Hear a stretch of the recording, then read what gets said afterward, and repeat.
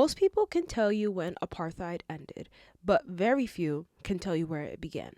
Welcome back to another episode of They Lied About Africa. I'm your host, Numba, and if nobody told you the real story, I will. In today's episode, we're going to be talking about apartheid.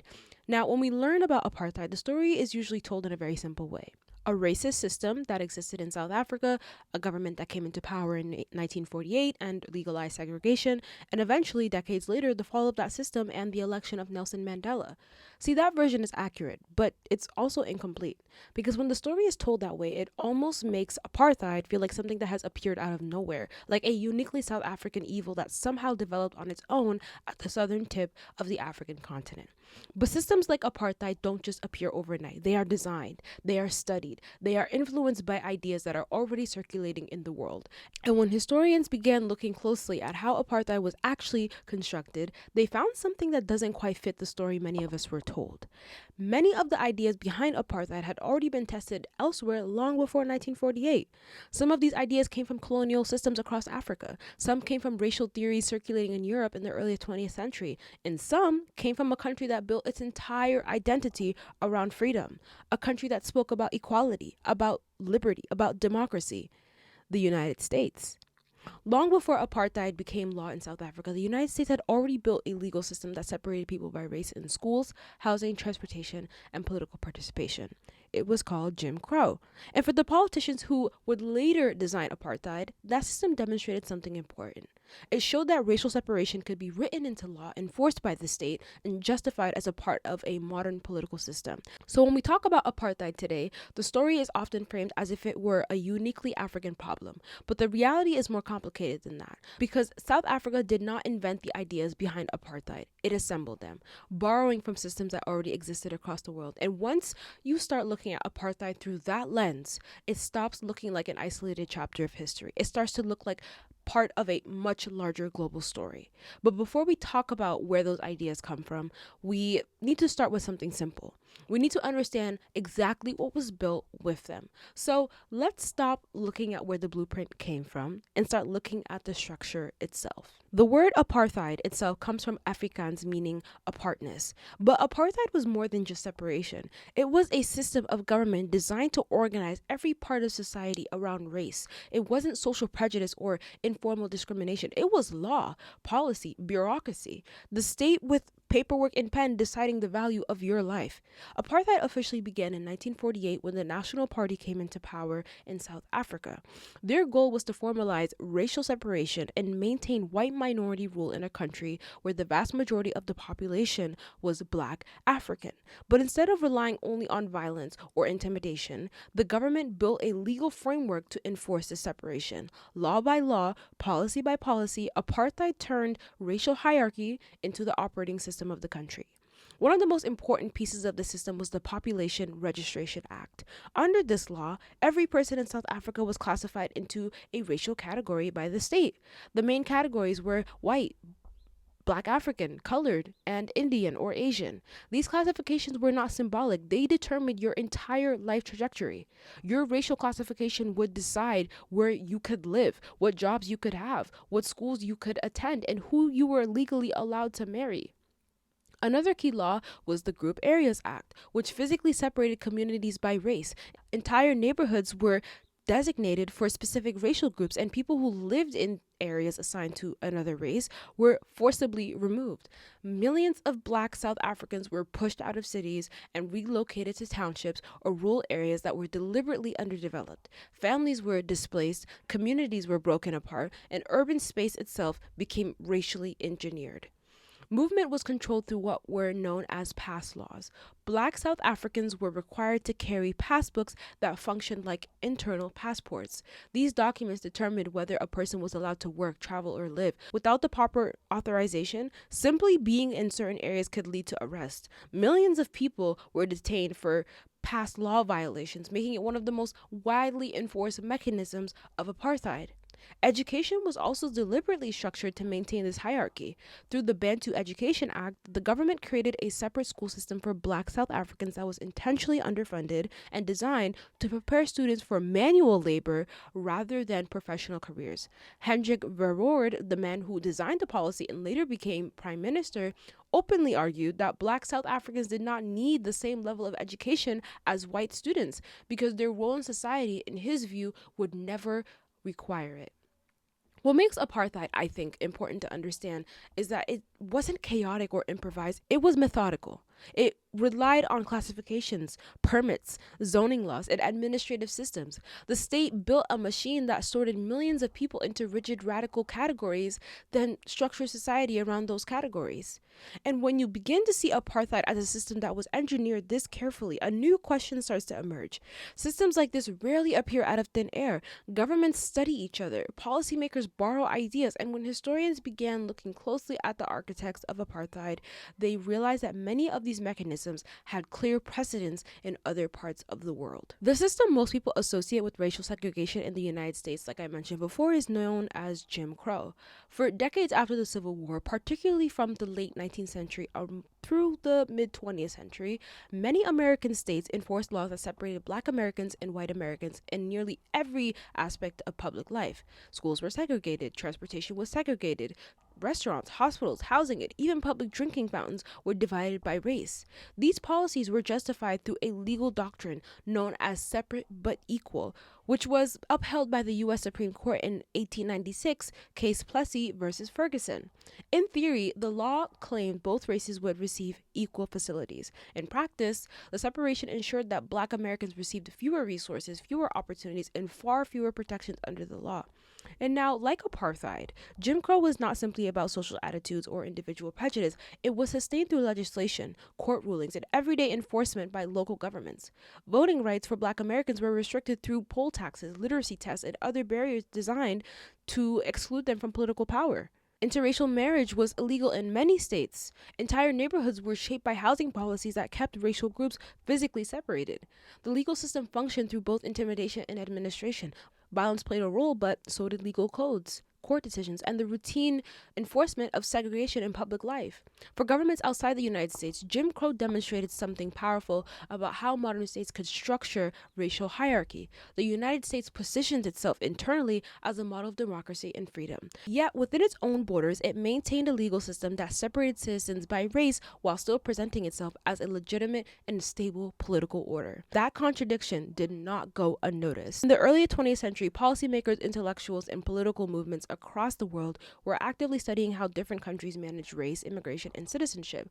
South African leaders were part of that conversation. Debates about segregation in the United States, immigration restrictions, and racial classification laws were widely discussed internationally. For those who would later build apartheid, the American example demonstrated that racial separation could be defended through law, administered through courts, and normalized through everyday governance. This did not mean that apartheid simply copied Jim Crow. The systems were not identical. South Africa would eventually construct a more centralized and bureaucratically total form of racial control. But the American experience showed that segregation could exist inside a modern state that still claimed democratic legitimacy.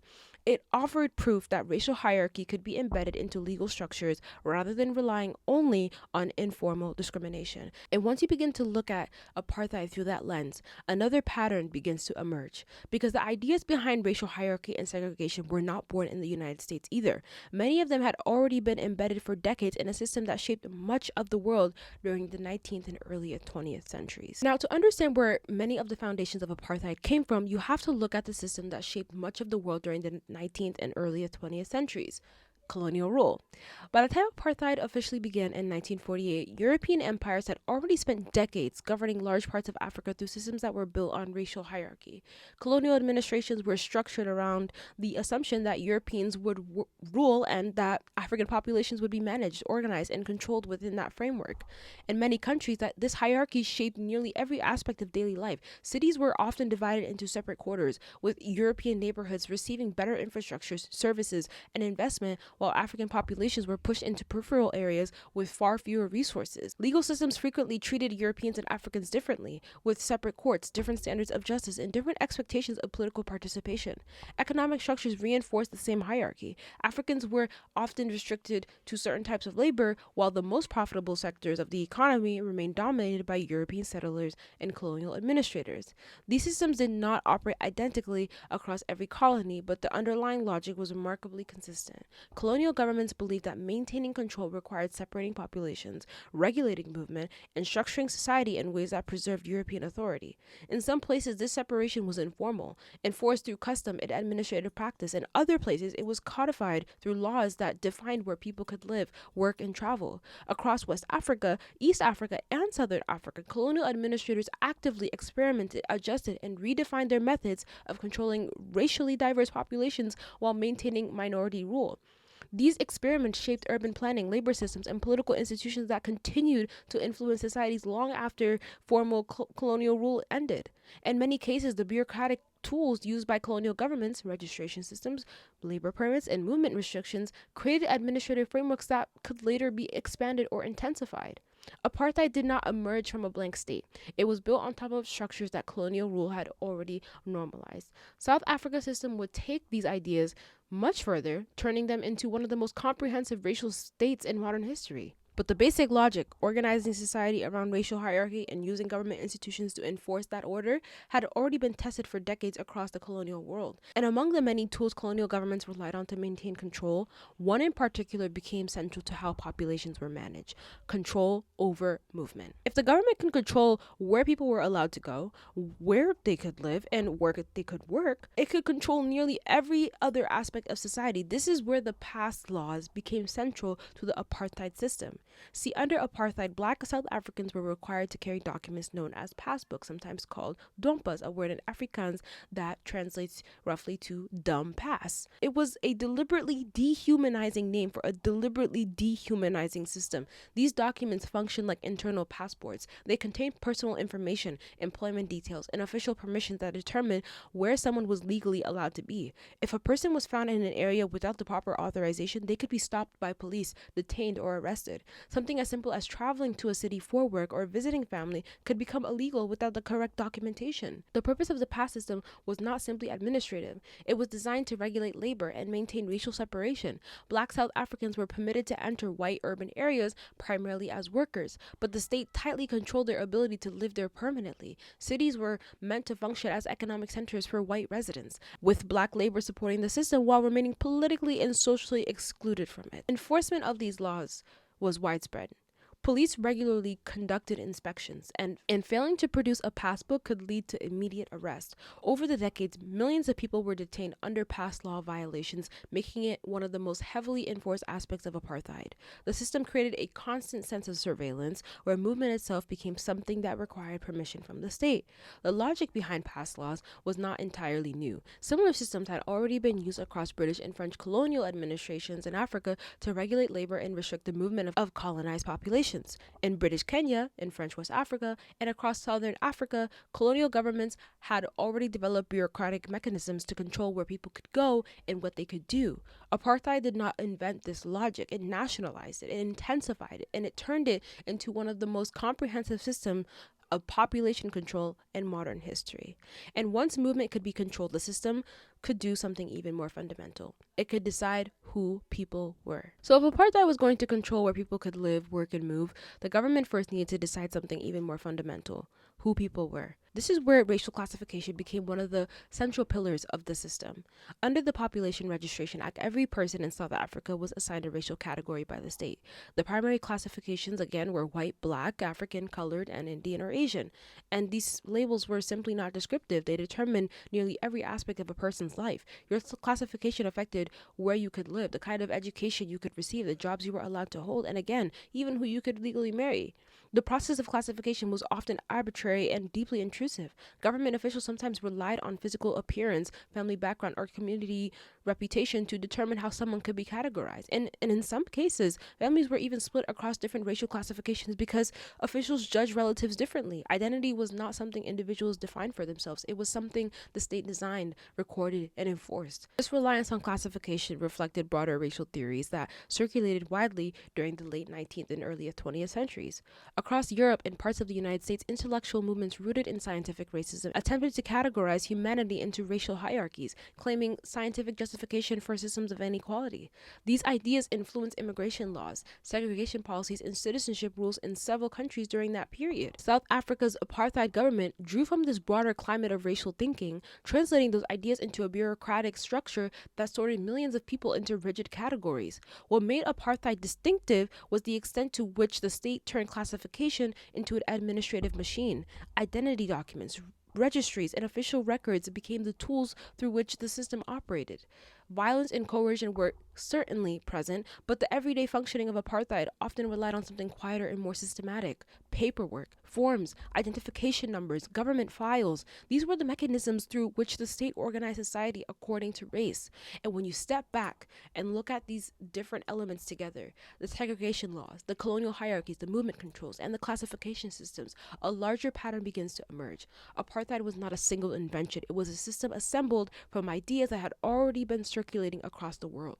And when you begin to see those ideas clearly, you start to understand something uncomfortable about how systems of inequality actually work. Now, when you step back and look at everything we've talked about in this episode, a larger pattern begins to emerge. Apartheid did not appear suddenly in South Africa in 1948, and it was not built from entirely new ideas. The system drew from multiple models that already existed around the world. American segregation laws demonstrated how racial separation could be written into legal codes and defended through courts. Colonial administrators across Africa had already structured societies around racial hierarchy and unequal access to land, power, and opportunity. Systems of movement control, like the passes, had long been used to regulate labor and restrict where colonized populations could go. And racial classification systems had circulated through political and intellectual debates in Europe and North America for decades before apartheid formally began. What South Africa did was assemble these ideas into one of the most comprehensive systems of racial governments the modern world had seen. Apartheid combined segregation, classification, movement control, and colonial hierarchy into a single structure that organized nearly every aspect of daily life. It was not simply prejudice or discrimination, it was a political system designed with intention and maintained through law, administration, and state power. Recognizing this does not minimize the responsibility of the South African government that implemented apartheid, nor does it erase the suffering of the people who lived under it, but it does change the way we understand the system. When apartheid is treated as an isolated mistake made by one country, it becomes easy to distance ourselves from it. When we see it instead as part of a global history because of racial governance, the story becomes more complex and more uncomfortable, because the ideas that shaped apartheid did not belong to one nation alone. They were circulating across the world, studied, debated, and sometimes adapted by governments trying to organize power, labor, and citizenship. And that realization invites a deeper question about how systems travel. Laws, policies, and political strategies rarely remain confined to the spaces where they were first developed. Governments observe each other, policymakers borrow ideas, institutions learn from precedents. Over time, structures of power move across borders, evolving and reappearing in new forms and in new contexts. History doesn't repeat itself exactly, but its architecture often reappears in ways that are difficult to ignore. Understanding apartheid through that lens helps us see it not only as a chapter of South African history, but as part of a larger global story about how societies construct hierarchy and justify control. And once you begin to see that pattern, it becomes harder to accept simple narratives about where systems begin and who they truly belong to. That's part of what this podcast is about, looking at the stories we've been told about Africa and asking deeper questions about where those stories came from, who benefits from them, and what they leave out.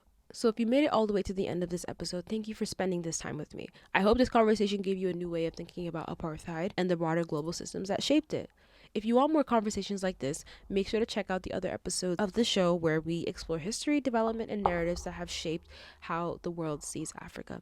You can follow the show on TikTok and Instagram at They Lied About Africa. Thank you for tuning in. I'll see you at the next one. And remember, if nobody told you the real story, I will.